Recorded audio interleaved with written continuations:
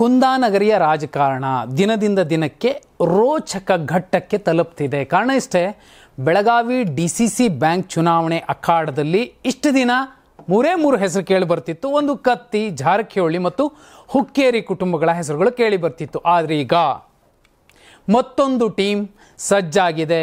ಅತ್ಯಂತ ಸ್ಪಷ್ಟವಾಗಿ ನೇರವಾಗಿ ಮೆಸೇಜನ್ನು ಕೊಡ್ತಿದ್ದಾರೆ.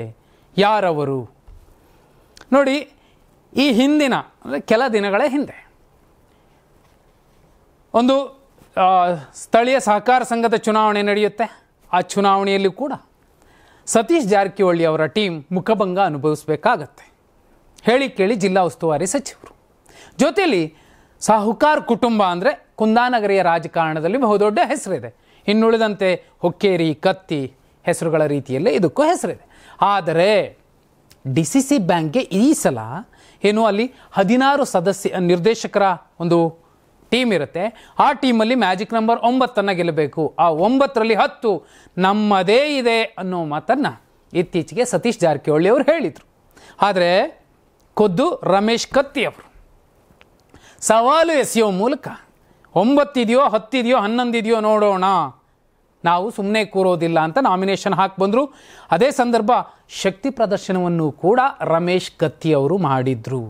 ಹೀಗೆ ಕತ್ತಿ, ಜಾರಕಿಹೊಳಿ, ಹುಕ್ಕೇರಿ ಮನೆತನಗಳ ಮಹಾಯುದ್ಧದ ಮಧ್ಯೆ ಇದೀಗ ಲಕ್ಷ್ಮಣ ಸವದಿ, ಲಕ್ಷ್ಮೀ ಹೆಬ್ಬಾಳ್ಕರ್, ರಾಜು ಕಾಗೆ ಇವರದ್ದೊಂದು ಹೊಸ ಟೀಮ್ ಸಿದ್ಧವಾಗಿದೆಯಾ, ಸಜ್ಜಾಗಿದೆಯಾ ಯುದ್ಧಕ್ಕೆ ಅನ್ನೋದಕ್ಕೆ ಸಾಕ್ಷಿ ಎನ್ನುವಂತೆ ಈಗ ಮಾಜಿ DCM, ಈಗ ಸಂಪುಟ ವಿಸ್ತರಣೆ ಆದರೆ ಸಚಿವರು ಆಗಬಹುದಾದಂತಹ ಲಕ್ಷ್ಮಣ ಸವದಿಯವರು ಅಥಣಿ ತಾಲೂಕಿನ DCC ಬ್ಯಾಂಕ್ನ ನಿರ್ದೇಶಕ ಸ್ಥಾನಕ್ಕೆ ನಾಮಪತ್ರ ಸಲ್ಲಿಸಿದ್ದಾರೆ. ಅವರು ಕೂಡ ನಾನು ಕಾದಾಡ್ತೀನಿ ಅಂತ ಹೇಳ್ತಿದ್ದಾರೆ. ಜೊತೆಯಲ್ಲಿ ಕಾಗವಾಡ ತಾಲೂಕಿನ ನಿರ್ದೇಶಕನ ಸ್ಥಾನಕ್ಕೆ ರಾಜು ಕಾಗೆ ಅವರು ಸ್ಪರ್ಧಿಸಿ ಗೆಲ್ಲಿಸಿಕೊಳ್ಳುವಂತಹ ಹೊಣೆಗಾರಿಕೆಯನ್ನು ಕೂಡ ಲಕ್ಷ್ಮಣ ಸವದಿಯವರು ಹೊತ್ತಿರುವಂಥದ್ದು. ಅಲ್ಲಿಗೆ ಈ ಇಬ್ಬರೂ ಏಕಕಾಲಕ್ಕೆ ನಾಮಪತ್ರ ಸಲ್ಲಿಸುವ ಸಂದರ್ಭದಲ್ಲಿ ಬಹುದೊಡ್ಡ ಮೆಸೇಜನ್ನು ಕೊಟ್ಟಿರುವಂಥದ್ದು.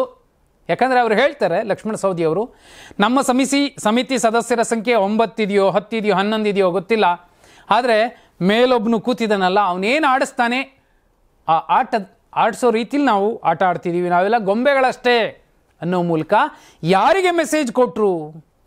ಅವರದ್ದೇ ಪಕ್ಷದ ನಾಯಕ ಸಚಿವ ಸತೀಶ್ ಜಾರಕಿಹೊಳಿ ಅವ್ರಿಗ, ಅಥವಾ ಅವರ ಎದುರಾಳಿಗಳಿಗೆ ಸತೀಶ್ ಜಾರಕಿಹೊಳಿ ಅವರ ಬೆನ್ನಿಗೆ ನಿಲ್ಲೋಕ್ಕೋಸ್ಕರ ಇಂಥದ್ದೊಂದು ಮಾತನ್ನು ಹೇಳಿದ್ರ?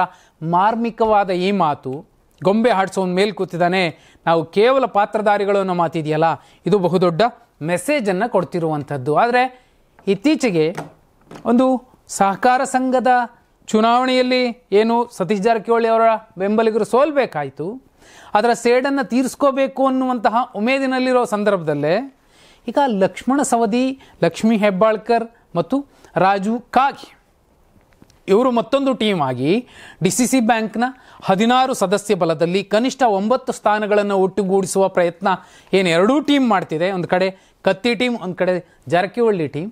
ಈ ಎರಡೂ ಟೀಮ್ಗಳ ಮಧ್ಯೆ ಯಾರು ಗೆಲ್ಲಬಹುದು? 2019ರಲ್ಲಿ ಇಂಥದ್ದೇ DCC ಬ್ಯಾಂಕ್ನ ಚುನಾವಣೆಯ ಸಂದರ್ಭದಲ್ಲೇ ಅವತ್ತಿನ ಕಾಂಗ್ರೆಸ್ JDS ಮೈತ್ರಿ ಸರ್ಕಾರ ಬಿದ್ದೋಯ್ತು. ಈಗ ಏನು ಬೇಕಾದರೂ ಆಗಬಹುದು. ಯಾಕಂದರೆ ಇಲ್ಲಿ ಸವದಿ ಇದ್ದಾರೆ, ಲಕ್ಷ್ಮೀ ಹೆಬ್ಬಾಳ್ಕರ್ ಕೂಡ ಇದ್ದಾರೆ. ಒಂದು ವೇಳೆ CM ಸ್ಥಾನ ಸಿಗದೇ ಹೋದರೆ ಸಂಬಂಧಪಟ್ಟವರಿಗೆ ಲಕ್ಷ್ಮೀ ಹೆಬ್ಬಾಳ್ಕರ್ ಅವರ ನಡೆ ಮತ್ತು ನಿರ್ಧಾರಗಳು ಕೂಡ ಬದಲಾಗಬಹುದು, ಹೇಳೋಕ್ಕಾಗಲ್ಲ. ಆದರೆ ಈ ಕುಂದಾನಗರಿಯ ಕದನ ಇರುತ್ತಲ್ಲ, ಪ್ರತಿ ಸಲ ಸ್ಥಳೀಯ ಸಂಸ್ಥೆಗಳ ಚುನಾವಣೆ ಆದರೂ ಕೂಡ ಅದು ದೊಡ್ಡ ದೊಡ್ಡ ಸರ್ಕಾರಗಳನ್ನು ಶೇಕ್ ಮಾಡುವಷ್ಟರ ಮಟ್ಟಿಗೆ ಆ ರಿಸಲ್ಟ್ ಪಾತ್ರವಹಿಸುತ್ತೆ.